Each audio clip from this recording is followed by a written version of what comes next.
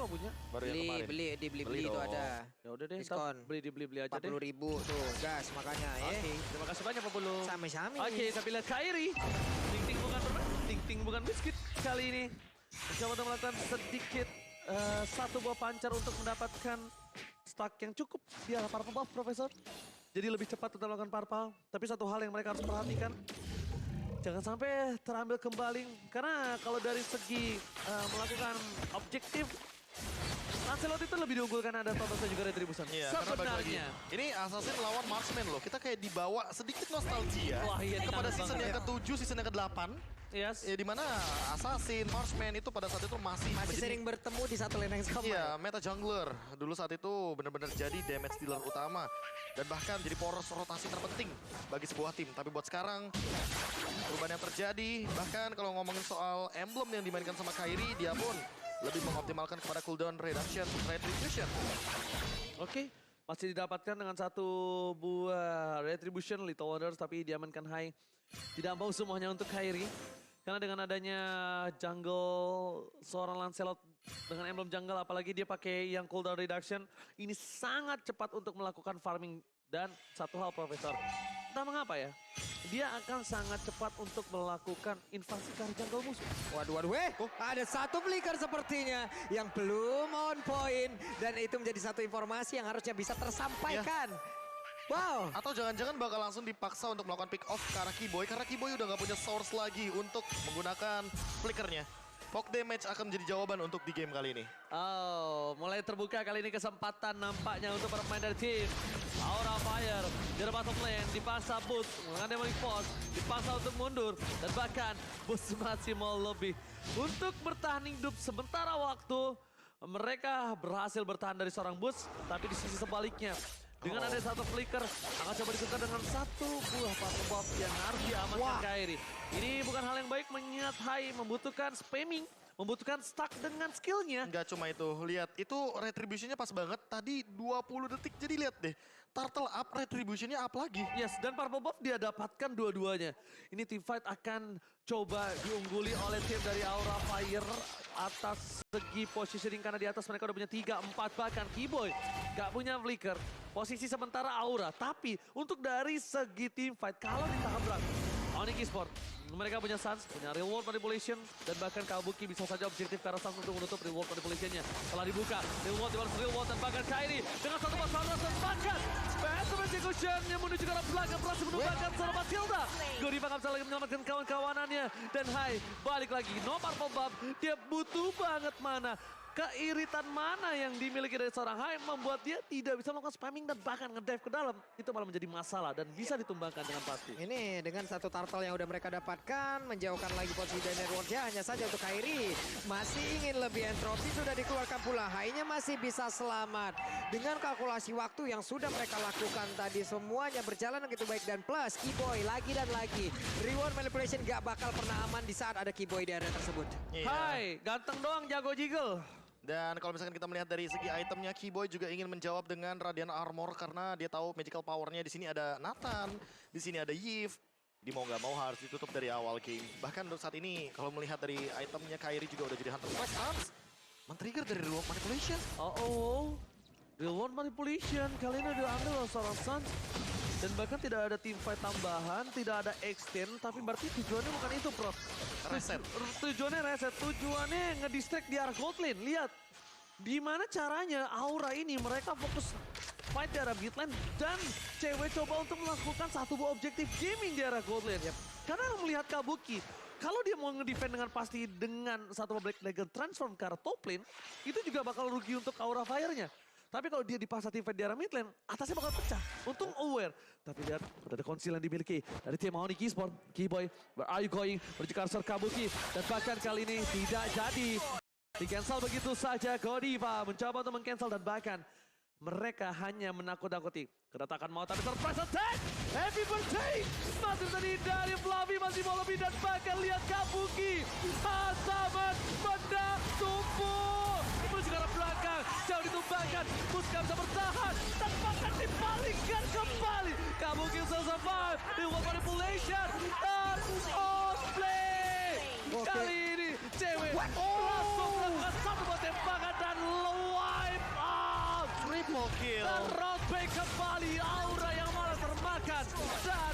sendiri. Dan inilah dia alasan kenapa Lancelot di last pick Fabulung dengan bebasnya dia tanpa adanya stopper. Hanya Kabuki dengan menggunakan Black Dragon Transformation Tapi untuk melakukan stoppernya. Kabuki Itu setup- butuh ke belakang. Iya, setup balikannya tadi padahal udah baik banget loh. Sudah sangat baik mereka di mana dicicil terlebih dahulu dengan ada pergerakan dari Fluffy. Lalu Kabuki masuk lagi untuk bisa membawa rekan-rekannya. Hanya saja Beatrix terlepas. Beatrix free space banget. Ya udah, begitu hasilnya. Iya, dan ditambah dengan bagaimana triple kill dengan menggunakan satu runner yang basic attack-nya udah pasti bakal gak bisa bergerak sama sekali targetnya. Dan itu Facehugger magical dengan reload damage pula. manipulation itu udah begitu tinggi dari CW dengan satu tembakan saja. Itu satu pengantar magical damage, darahnya juga nggak begitu tebal dan juga Instant kill. Oh my god, Renner Real Rapati. One versus Real One. Facehugger menutup sendiri karena Keyboy di sana. Ditakut-takuti, digeretak, tidak mau di freestyle kali ini. Dan barah pemain dari tim Onyx, mereka nggak peduli sama Godiva karena dia bukan pakai Lolita sekarang. Iya, ini saya kaget tadi Wesker sampai Renner Rapati, Pak. Saking cepatnya hilang. Wow, dan bahkan Sans lihat again. Dibalikan kembali, poking dia masih Waduh. memiliki cewek, Renner Apati. Kairi 1v1. Itu dia. Kairi 1 by 1 situation di arah top lane dengan seorang Fluffy nampaknya masih dimenangkan oleh Fluffy dari segi health bar-nya. Ya, setengah darah tapi Kairi barusan juga sudah menyelesaikan Death of Despair. Wow. Sementara Berani power banget ya. dari cewek, iya abis dari satu item, Hunter Strike langsung menjawab dengan Death of Despair. Dia mau menjadi eksekutor atau finisher di game kali ini. Tapi kalau ngomongin soal cewek, ini malah menurut aku yang lebih hati-hati kalau seandainya nanti cewek udah ada di level yang ke-12. Sekarang ultimate-nya bakal lebih mematikan lagi. Oke, di sisi sebaliknya para pemain dari tim Onyx Esports, mereka dengan gold difference 6.600. Ini menjadi sebuah keuntungan, tapi lihat Fluffy di arah top lane. Dia sangat baik mendapatkan satu objektif gaming. Ditukar. Dia mau nggak mau harus mendorong laning yang dimiliki dari tim Onyx Esports. Dia Oke. tidak ada sedikit kekurangan dan Fluffy harus pulang sekarang karena lihat para pemain dari tim Onyx Esports udah mulai menyadari ada keberadaan split push yang dimiliki tim Aura. Terdeteksi dari Keyboy, mencoba dikejar. Aduh. Takut strike dan one last hit. Sorry to say Fluffy, can you do it? Renner Rapati! Renner Rapati. My God, Renner Rapati yang gak punya empati, gak boleh pulang. Mau jadi koin dan Fluffy tertakedown di saat Lord muncul. Mereka akan tim fight 5 versus 4. Kairi, gold difference 7.200. Tidak boleh dikontes. Dan Harus itu- mundur ke belakang. Sadar nggak? Mereka itu bakal Renner melakukan strike apatinya itu bukan ke arah Fluffy, ke arah Cyclone Eye. Yes. Karena dia tahu Cyclone Insting. Eye-nya Itu adalah aktif. tujuannya. Itu tujuannya. Itu tujuan utama yang akan Dipertimbangkan dituju. dan dipredik pergerakannya Oke. dengan satu movement yang pasti. Lord-nya jadi milik Onyx Esports. Udah, Lord pertama. Tak ada kontes. Gak boleh kontes. Yang pertama, duitnya. Kedua, wipe out. Levelnya, wipe out-nya One juga. strike push. Apalagi dengan Fix. source skill yang 4 lawan 5 menurutku terlalu mahal untuk digunakan. Apalagi ini harus memasakkan Kabuki dengan Black Dragon Transformation. Padahal kita tahu di sini Kabuki dia bukan tipikal untuk XP laner. Dia gold laner, dia butuh damage. Dia butuh instan untuk ke arah belakang. Kayak yang tadi udah sempat dibilang sama Ranger Mas. Cewek akan menjadi target operasi. Tapi kalau ceweknya sudah mendapatkan item seperti ini. Malefic Roar, Dia bahkan Hunter Strike dia Belum punya. WON. Belum Wind Ini of Nature. tugas ganda juga kan harus dilakukan lagi, Pak. Pasti. Mereka harus melakukan inisiasi dan juga sebuah covering terhadap Cover. Facehugger. Karena dari tadi Facehugger coba lihat. Gak pernah aman, gak pernah nyaman. Reload manipulation yang gak bentar. bakal lebih dari beberapa detik Dia saja. nggak mau team fight all in karena dua posisinya jauh. Mereka tuh cuma ngasih source skill aja. Mereka mancing Aura untuk ngeluarin source skillnya sekarang di mid lane. Karena bukan itu yang mereka inginkan. Lihat, nggak ada all in kan?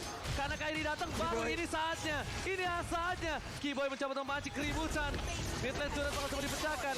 Ketika aku lihat Kairi jauh di atas, Sans di bawah. Bukan itu yang dia tuju. Ini karena super minion. Yang satu lagi baru bergerak nih Profesor. Iya, mereka mau Ini. main pick off di area. Three lane push. Iya, kanan dan kirinya bakal dimanfaatkan. Dan Yep. Facehugger. Facehugger satu bar saja tersisa. Keyboy. Keyboynya mencoba untuk memancing dan juga men-trigger pemain dari Aura Fire. Ini dia yang mereka inginkan, 3 lane push, bukan Lordnya. Lihat 3 lane dan dorong, mencoba untuk masuk Wait. mundur ke arah belakang Kairi. Ting Ting bukan Barman, Ting Ting bukan Biskuit, tapi Kairi memilih untuk mundur. Nampaknya mereka sadar, mereka tidak bisa all in ke dalam. Walaupun dengan 11.000 gold, tapi mereka ini memiliki kelemahan dari tim Onyx Esports. Mereka tim fight mungkin akan di dalam base dari Aura, dan ini adalah untuk Kabuki. Iya, Range-nya ditambah nggak jauh. range-nya dia nggak jauh, untuk mengincar ke arah backline juga perlu effort. Petrify mau nggak mau harus digunakan. Dan itu memakan banyak banget source untuk melakukan teamfight. Dan mereka nahan teamfight-nya, reward manipulation nggak ada. Karena mereka tahu, sekali reward manipulation bakal di pop out, Kairi bakal jump in. Kairi bakal mencari Facehugger ada di mana. Karena itu adalah tugas dia sebagai finisher di arah belakang. Harus bener-bener main, langsung dive in. Dan Keyboy yang di sini dari tadi dia pun tidak berani untuk melakukan inisiasi, padahal dia punya flicker, dia ready untuk team fight. Namun harus menunggu koordinasi dari Onyx Esports itu sendiri. Oh, Immortal. Oke. Waduh, jangan-jangan Arah bottom lane. Jangan-jangan. Lihat di depan sana, Hai. Mencoba di all in. Nampaknya tidak mau memulai menuju satu batu terlebih dahulu. Objektif gaming 3 lane. Tapi ini akan menjadi lot yang ke-12. Gak mungkin bisa dihabisin. Dihabisin sekarang itu tambahnya mereka akan melihat cewek terkena shutdown. Satu, even shutdown tidak didapatkan, tapi soft kill yang banyak ketika loot akan muncul itu rugi bandar. Itu nggak wise banget Profesor. Ada baiknya reset, dapetin lot 12, all in di situ. Main lebih sabar.